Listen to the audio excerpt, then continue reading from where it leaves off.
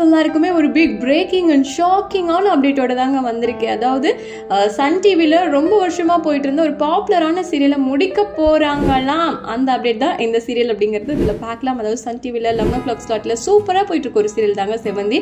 ஆப்வியஸாக டிஆர்பியில் சொல்லவே வேணாம், நல்ல ரேட்டிங்ஸோட எப்போதுமே இருக்கும். அந்த சீரியல் தாங்க இப்போ முடிக்க போகிறாங்களாம். ஆக்சுவலி 2022 ஜூலையில் தான் இந்த சீரியலை ஸ்டார்ட் பண்ணாங்க. இப்போ 2025 அதே ஜூலையில் என் பண்ண போகிறாங்களாம்.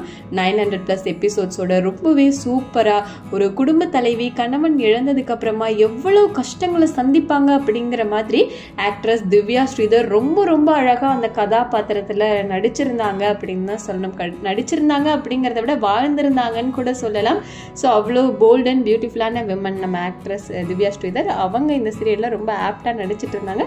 இந்த சீரியல் பார்த்தீங்கன்னா நெக்ஸ்ட் வீக்கோட முடிய போகுது அப்படின்ற மாதிரியான அப்டேட்டும் கிடைச்சிருக்கு.